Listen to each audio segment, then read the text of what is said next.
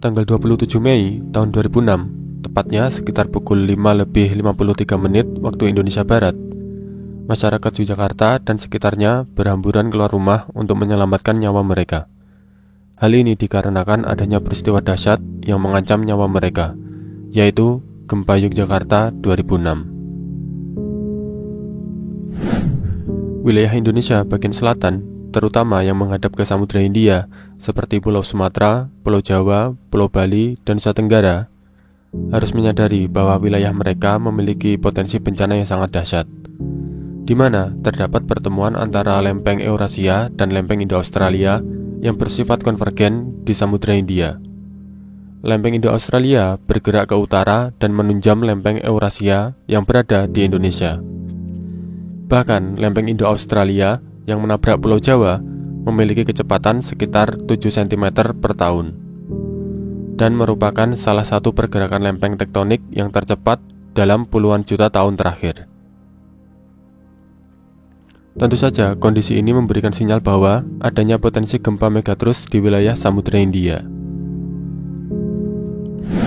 Salah satu wilayah Indonesia yang memiliki risiko bencana gempa bumi yang cukup besar adalah Daerah Istimewa Yogyakarta. Secara administratif, Daerah Istimewa Yogyakarta terbagi menjadi 5 bagian, yaitu Kabupaten Gunung Kidul, Kabupaten Bantul, Kabupaten Kulon Progo, Kabupaten Sleman, dan Kota Yogyakarta. Dari kelima wilayah tersebut, Kabupaten Bantul memiliki risiko bencana gempa bumi paling tinggi. Hal ini bukan hanya karena Kabupaten Bantul berada di bagian selatan Pulau Jawa yang menghadap ke Samudra Hindia saja, tetapi adanya sesar opak yang sampai saat ini masih bersifat aktif. Menurut Van Bemmelen, sesar opak termasuk jenis normal fault atau sesar turun. Namun, analisis lain, terutama setelah peristiwa gempa Jogja tahun 2006, mengatakan bahwa sesar opak termasuk reverse fault atau sesar naik. Apapun itu, pada intinya sesar opak terdapat bagian bidang yang naik dan ada bagian yang turun, dan sesar tersebut masih aktif sampai sekarang. Seperti namanya, sesar opak secara posisi berada di sekitar jalur sungai opak. BTW, kenapa dinamakan kali opak ya? Apa karena dulu ada orang mancing terus nemu kerupuk hanyut, makanya dinamakan kali opak? Balik lagi ke sesar opak. Sesar opak berorientasi timur laut menuju barat daya, mulai dari sekitar Candi Prambanan yang membentang sepanjang hampir 40 km sampai di pesisir Bantul di sekitar Pantai Depok yang berada di sebelah barat Pantai Parangtritis. Sesar opak menyebabkan bergesernya dua bidang geologi, di mana bagian timur dari bidang sesar naik, sementara bagian barat dari bidang sesar turun. Kalau kalian jalan-jalan ke arah Parangtritis, kalian akan melihat perbukitan atau tebing-tebing tinggi menjulang di sisi timur. Pegunungan tersebut merupakan bidang dari sesar opak yang naik. Sementara kalian yang di bawah atau di barat pegunungan tersebut sedang menyusuri blok bidang yang turun, yang biasa dikenal sebagai Graben Bantul. Sebenarnya di sekitar sesar opak masih banyak sesar-sesar mikro, baik sesar naik atau turun maupun sesar geser. Namun bidang sesarnya tidak sepanjang sesar opak. Dan sesar opak inilah yang menyebabkan gempa Yogyakarta tahun 2006 menjadi peristiwa bencana alam yang sangat dahsyat. Sabtu, 27 Mei tahun 2006, tepatnya sekitar pukul 5:35 waktu Indonesia Barat, terjadi gempa di Laut Selatan Jawa, yang lebih tepatnya berada di arah barat daya kota Yogyakarta. Berdasarkan data BMKG, letak epicentrum gempa tersebut berada pada 8,03 lintang selatan dan 110,32 bujur timur. Gempa tersebut memiliki kekuatan magnitudo sebesar 6,3 pada kedalaman 11,3 km, sehingga tergolong gempa tektonik dangkal. Selain gempa utama yang terjadi pada pukul 5:35, masih terdapat gempa susulan yang terjadi pada pukul 6:10, 8:15, dan 11:22 waktu Indonesia Barat. Getaran dari gempa yang utama bahkan dirasakan sampai di kota Surabaya yang berada di Provinsi Jawa Timur. Gempa tersebut akhirnya memicu pergerakan pada bidang sesar opak yang mengakibatkan dampak gempa bumi menjadi semakin dahsyat. Berdasarkan skala intensitas Mercalli atau MMI, terdapat dua wilayah yang memiliki dampak paling berat, yaitu di Kabupaten Bantul dan Kabupaten Klaten. Dengan peak ground velocity atau puncak guncangan tanah mencapai sekitar 40,4 cm per detik sampai 85,8 cm per detik. Kemudian diikuti oleh kota Yogyakarta dan Kabupaten Sleman dengan skala sangat kuat, dengan peak ground velocity atau PGV sekitar 20 cm per detik sampai 40,4 cm per detik.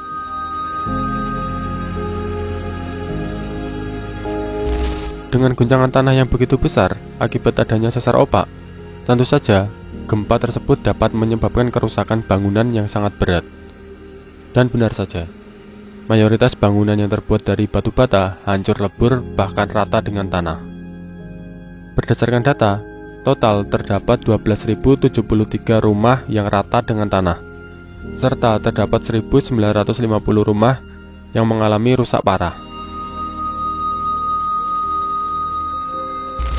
Kerusakan yang begitu parah tersebut tentu saja menyebabkan korban jiwa yang sangat banyak. Tercatat, korban meninggal mencapai 6.234 jiwa, di mana korban meninggal paling banyak berasal dari Kabupaten Bantul dengan lebih dari 4.000 orang korban jiwa. Disusul kota Yogyakarta dengan lebih dari 1.500 korban jiwa. Kabupaten Klaten dengan 838 korban jiwa, dan Kabupaten Sleman dengan 300-an korban jiwa. Selain itu, masih terdapat pula korban luka akibat peristiwa gempa Yogyakarta pada tahun 2006 silam. Diperkirakan korban luka akibat peristiwa tersebut mencapai 38.568 hingga 137.883 orang.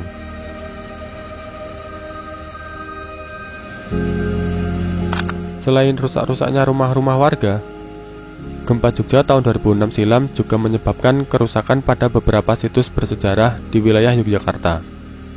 Candi Prambanan yang posisinya berada di sekitar sesar opak mengalami kerusakan yang cukup signifikan, di mana terdapat beberapa gunungan candi yang runtuh, serta terdapat pula batuan penyusun candi yang mengalami kerusakan. Selain itu, makam Imogiri serta objek wisata Kasongan juga mengalami kerusakan. Gempa tersebut juga menyebabkan ditutupnya Bandar Udara Internasional Adi Sucipto, di mana dampak gempa menyebabkan terjadinya kerusakan bangunan serta retaknya landasan pacu pesawat di bandara tersebut. Selain itu, gangguan komunikasi juga terganggu pasca gempa tahun 2006 tersebut.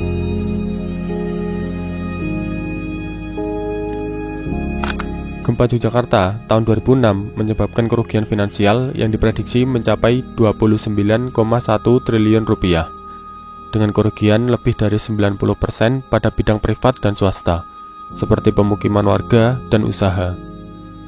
Pasca kejadian gempa, pemerintah Indonesia yang saat itu dipimpin oleh Presiden Susilo Bambang Yudhoyono menginstruksikan untuk melakukan program rehabilitasi dan rekonstruksi dengan anggaran yang sebesar 1,1 triliun rupiah.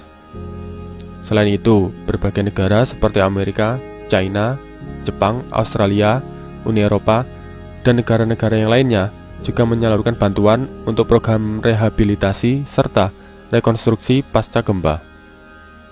Berbagai organisasi seperti Palang Merah Indonesia dan UNICEF juga ikut andil dalam pemulihan pasca gempa Yogyakarta pada tahun 2006 silam. Kita warga Indonesia, terutama yang tinggal di Sumatera, Jawa, Bali, Nusa Tenggara, Maluku, hingga Sulawesi, harus terus waspada terhadap adanya ancaman dan potensi bencana gempa bumi yang dapat setiap saat terjadi.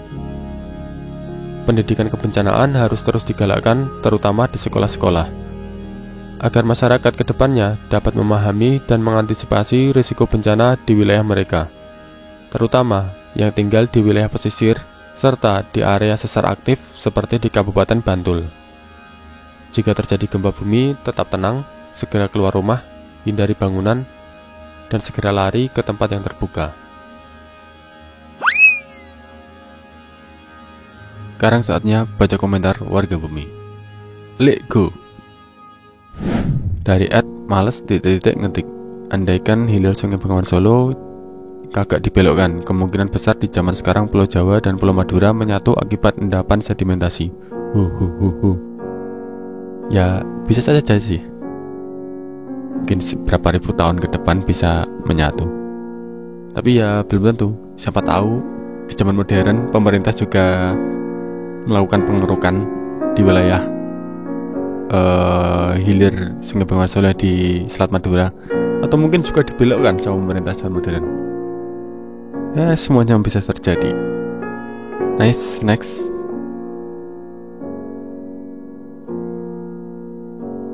Dari @yoga setia 2409. Untuk Banyuwangi coba bahas kawah ijen bang. Ya nanti sabar saja, pasti dibahas. Nice, next. Dari @nawasena_bf. Ini cerita turun-temurun bahkan sampai terlupakan fakta atau mitos tentang keberadaan Gunung Buring di banyak simpang siurnya di wilayah Malang. Untuk hulunya sendiri masih tersisa beberapa sungai mati cukup dalam. Ini merujuk pada aliran lahar dingin sama seperti beberapa gunung di wilayah Malang. Oh iya, satu lagi video di atas, kenapa tidak mengeruk lumpur atau pasir ketika ada pendangkalan sungai? Kan ini bisa buat tanah huruk, jadi dataran tinggi mempunyai banyak bukit tidak diambil tanahnya untuk keperluan tanah huruk. Ya, Gunung Buring saya sudah masukkan list. Kapan-kapan pasti saya bahas. Tunggu saja. Terus masalah tanah huruk kita ya beda lah. Tanah sedimen sama tanah huruk itu beda. Biasanya tanah huruk itu butuh tanah yang cenderung kasar sih. Kalau tanah sedimen kan terlalu halus, liat, dan itu cukup susah kalau diolah terutama untuk huruk, karena dia sifatnya tidak terlalu bisa menahan beban karena terlalu halus partikelnya. Oke, next. Dari @Shafril8426. Bang, bahas Danau Toba, danau vulkanik terbesar di Asia Tenggara karena supervolcano. Yoi, Toba Supervolcano, salah satu gunung api terbesar di dunia yang menyamai Yellowstone. Ya, terbesar itu ya Toba Supervolcano sama Yellowstone Supervolcano. Nanti pasti dibahas, tapi ya sabar saja, pasti ada waktunya. Nice, next. Dari @tupolev7667. Min, sejarah geologi pegunungan di Papua dong. Kenapa bisa tinggi-tinggi? Apakah prosesnya sama dengan terbentuknya pegunungan Himalaya? Ya, Papua itu tabrakan lempeng antara lempeng Indo-Australia sama lempeng Pasifik. Sebenarnya di Papua juga ada gunung apinya, itu ada, tapi tidak di wilayah Indonesia, di Papua Nugini. Di wilayah Indonesia ya pegunungan struktural saja. Apakah sama dengan pegunungan Himalaya? Ya sama nggak sama sih, karena basicnya lempeng Indo-Australia itu kan lempeng samudra, lempeng Pasifik juga lempeng samudra. Sementara pegunungan Himalaya itu kan lempeng India itu lempeng benua, dan lempeng Eurasia itu juga lempeng benua. Same but different, ya agak beda. Nice. Udah itu aja, terima kasih. Seperti biasa, kalau kalian punya pertanyaan atau request konten selanjutnya, silahkan tulis di kolom komentar. Terima kasih, see you next time.